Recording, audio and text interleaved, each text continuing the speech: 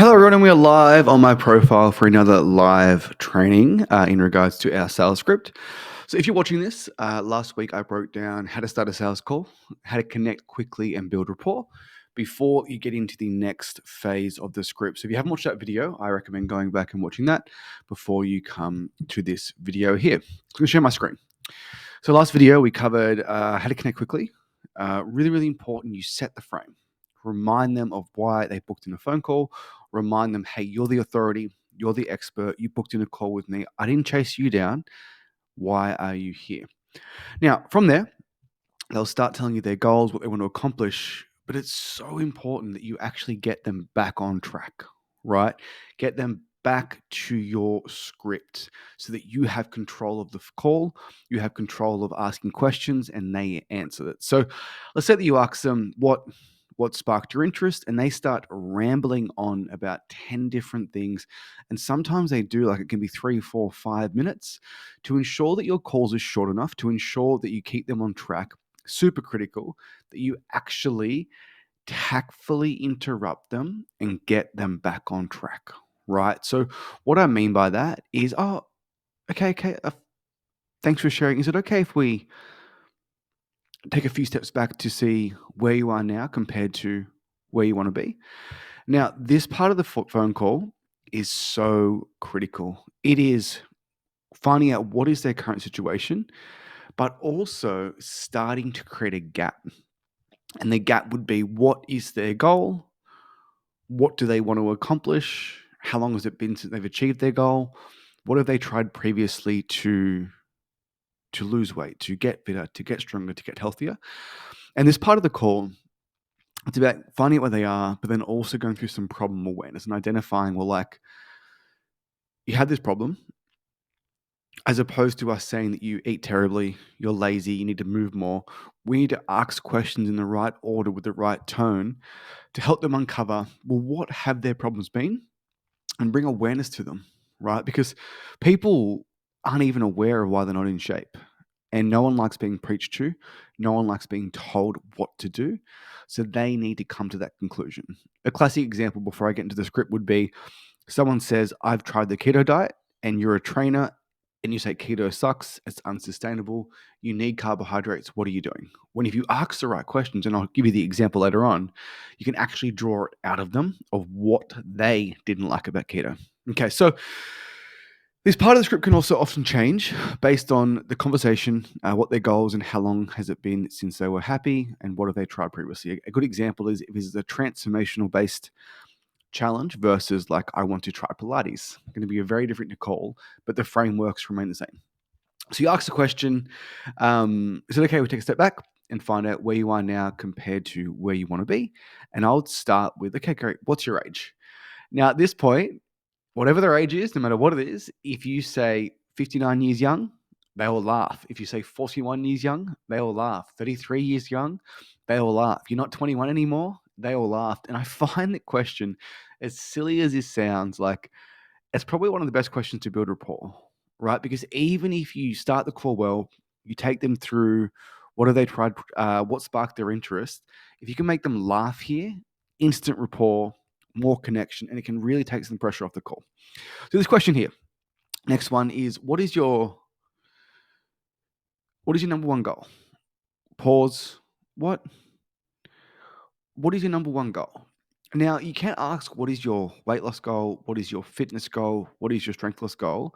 But if you ask that question, what is your weight loss goal? And they haven't got a weight loss goal, say, oh, I'm not here for weight loss. It's a bad way to start, right? So what is your number one goal? And then similar to before, when you asked what sparked your interest, they may go on a bit of a tangent. Take notes, listen, and then get them back on track. So I'll give you the example of it being a weight loss goal. So what's your number one goal? I want to lose weight. That's not enough. We need to probe further and deeper and really uncover what that is, right? So, okay, like, great. Like, what is your weight now? They might say 80 kilos. Okay. And okay. And what is your goal weight? And they might say 60. This question is so critical. I was listening to a call recording the other day, and our sales guys missed it. So, like, how long has it been since you were 60 kilos. Can I ask, like, how long has it been since you were 60 kilos? The reason we ask that question is because if it's been 10, 15, 20 years, they've probably been thinking about wanting to lose weight for a long period of time. They've probably been thinking the last 3 to 6 months, I need to change, I need to change, I need to change. And if you can draw out that time frame of it being 5, 10, 15, 20 years before my first child, before I was married, oh, so it's been a while then, with a concerned tone. And they'll say, yeah, I just need to I need to do something about it. Right. So when you ask questions in the right order, with the right tone, with the right cadence, they themselves will create urgency as opposed to having to use discounts.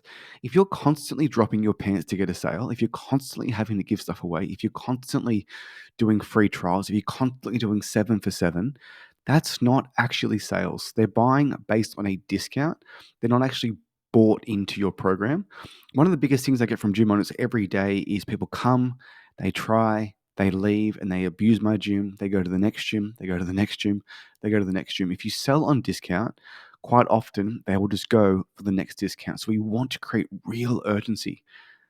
Oh, so you were 80 kilos and you're now 60 kilos. How long has it been since you were that weight? How long has it been since you felt good? Right? Now this section here you can even go further. Okay, and I understand your weight loss goal. Do you have like a I guess what size dress are you in now? And then what size dress do you want to be in? Okay, and how else is your weight impacting you? And as opposed to I want to lose weight, we've got 80 kilos, wants to lose 20, wants to drop a few dress sizes, and they haven't been at their goal weight for 20 years. And they said, yeah, I know, I need to make a change. It's a really great way to start a phone call. And that's why it's called situation and gap. Their current situation is 80. They want to be 60, and that is the gap. But when people say, oh, just 20 kilos, just 20 kilos, oh, I want to lose 40 kilos. And I'm sure you've had these calls before where it's an enormous goal and they throw away that comment, just 20 kilos. You need to probe further. Them saying it's just 20 kilos and not acknowledging that it's actually a huge problem that's impacting them. If they don't see the problem themselves, you're not telling them. If they don't see the problem themselves, it's another reason to think about it at the end of the call. Oh, so you haven't been at your goal weight since before you were married. Okay. And what year did you get married? Oh, 2005. So it's been a while. And help me understand, outside of the number on the scales, how is being 20 kilos overweight impacting you? Oh, I'm really struggling with my energy. Energy? Yeah, I'm always tired. And I always put the kids first. And if you do not get these answers with a person with 20 kilos, 30 kilos, 40 kilos to lose, you're probably just brushing over this section and trying to rush the call. Slow down, their current situation, what is their gap, and how is it impacting them? Now, one of the things that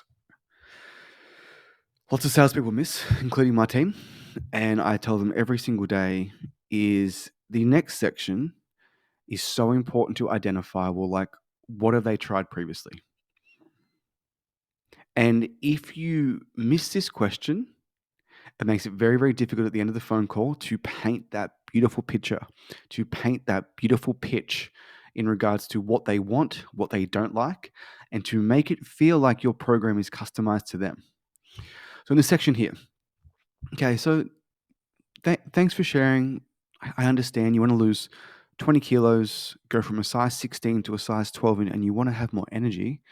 What have you what have you tried previously to reach that goal? Like, have you worked with a personal trainer or group gym previously? And this question is so good because they're going to say, "Yeah, I've been to F45, I've been to BFT, I've been to Fitstop." If they say that and you have a group program and you're priced like the rest of the market around 50 to 60 to $70, they've paid that price before. So it's great information to know. There's not going to be price shock at the end of the phone call. If you get a cost objection at the end of the phone call and they've been to like one of those major chains or a CrossFit before, it is a smokescreen. You haven't done a good enough job selling them. If they've worked with a personal trainer, oh, okay, like you was that once or twice a week? Yeah, I was seeing a trainer one on one twice a week. You know, as a professional, that they're paying 60 to 80 per session. So that person has paid 120 a week previously to achieve a goal. It's been 20 years since they've achieved their goal. They want to lose 20 kilos. They've paid 120 before. If your program is 60, once again, price shock isn't going to be an issue. If you get price shock, then you haven't done a good enough job on the call. And once you find that, they'll say, "Oh, yeah, I was going to F45 and it started off really well and I just lost motivation." You just lost motivation. Yeah, I was doing like a challenge for 6 weeks and I started off like three times a week. And then during the challenge, I went on a holiday and I just never got back in the swing of things. When they say that, you know what they're missing. They need accountability, motivation, and support. So at the end of your pitch, so you mentioned before that you were going to F45 and BFT and you got off to a hot start. Well, at Breakthrough Active at your gym, we provide that ongoing accountability and support. So our trainers will check in with you once a week to ensure that one, you're getting results, two, you're enjoying it, but three, to keep you motivated and to keep you on track. So like before, when you started off well, you're now going to continue on this journey and get that result of losing 20 kilos so you can have more energy. Does that make sense? And if you practice sales, you're going to sound just like that and you're going to sound as smooth as me. If you don't sound like that, if you aren't as confident on sales as me, that's okay. I've done thousands and thousands and thousands of consultations. I've had great mentors and great coaches. But when you take someone through this process and you have a script and you follow the process, every single consultation you get better and better and better. There is questions around like, should you have a script? Should you have a framework? And I 100% think you should have a script or framework. The more talented you are at sales, the better you are at sales, the higher your closing percentage, the higher your cash collection is, the more you can go off script and off the frameworks. But the script is a really great thing to start new people on. You're the owner of your gym. No one can sell it like you. If someone says all the times, "Oh, I can sell my gym, but no one else can sell it," because you're the owner, you're the authority, you have the conviction, you have the belief. If the other person can't sell it, then give them the frameworks and give them the script to go through. Even to this day, some of the best fitness closers on planet Earth, and I am friends with some of them, they follow a script. Because if someone does go off on a tangent, you can bring them back by the script, right? And when you're going through the phases, for me, the connection phase will change, the situation phase will change. But what I'm trying to do is I'm trying to connect, make sure it's a good time, and have the frame. In the situation, I am trying to create a big enough gap to create real urgency, a real desire to change. The actual script itself, some of these questions can be asked in different orders, but it's what are you getting out of the phase of the script? What are you trying to attain from that person before you move on to the next thing? Now, one of the biggest things that bothers me is if I listen to a sales call and a gym owner is bagging out another product or service, it sounds terrible. And you sound like a salesperson. "Oh, you went to F45. Yeah, those hit classes. Everyone gets injured." "Oh, you did keto, did you?" "Oh, yeah, yeah, it's unsustainable, right?" Just ask them. So, "Oh, is your F45, so when you were going, like, what what did you like about it?" And just ask them. And they'll say, "It was fun, I enjoyed the group, the trainers were nice." And, like, I'm so glad you had a great experience. I've heard good things about F45. Was there anything Was there anything that you felt like it was missing or felt like that you needed? And they might say, "Oh, the classes were always full." And they might say XYZ. "Oh, so what did you like about keto?" "Yeah, like I lost some weight." "And are you still following that plan now?" "Oh, no." "Oh, and why not?" And they will tell you it's unsustainable. They will tell you they did it for 7 days and it was their birthday and never got back on track. As opposed to you saying keto sucks, ask them questions and they will explain why it didn't work out. "Oh, you're not doing it anymore?" "Oh, why not?" And if they say it's unsustainable, they eliminate keto as an option. If they say X gym name didn't work for them, they eliminate that option. If they eliminate all other options in your mind, you are the sole survivor and they will buy from you. So, guys, I hope that makes sense.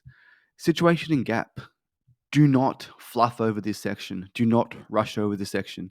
If you do not have a big enough gap, if you haven't created a big enough desire in that person wanting to lose 20 kilos, if you haven't made them realize just what their current situation is and just how important it is to make a change, as you progress through the script and you ask, well, why is it important to you? And you go through the cost of inaction, if you haven't got a big enough goal, you haven't got a big enough gap, it makes that section really, really difficult. And this one here, what have you tried previously? If you get lost at lots of price objections and they've been to a gym that's priced the same as yours, the price objection you're getting isn't a price objection. It is a smokescreen because they don't want what you have or you haven't done a good enough job of selling that person into your program. You can also identify, well, they loved F45 because it was fun. They loved the group environment. They had a great community, but they would have liked more support. Okay, great. So just like F45 at Breakthrough Active, our training is in a small group environment, trainer-led, fun, exciting. Every session is fresh. However, with Breakthrough Active, we do have a little bit more support and accountability where like, especially in the first 6 weeks, as we want to get you started and create those habits, trainers will text you before the session to confirm your first session, to remind you to book in the next one. If you miss a session, we'll text you, high five when things are going well, and a kick up the backside when they're not. So I've just given them everything they loved from F45 and provided them the support that they needed in the script. Therefore, your program sounds tailored towards them, and you should be providing that support and accountability. So, guys, thanks for watching. I'm going to continue to break down the script. If you like this kind of type of stuff, please like, please subscribe, and share it with a friend. Developing as a salesperson has changed my life, and I hope this can help you develop as a salesperson too.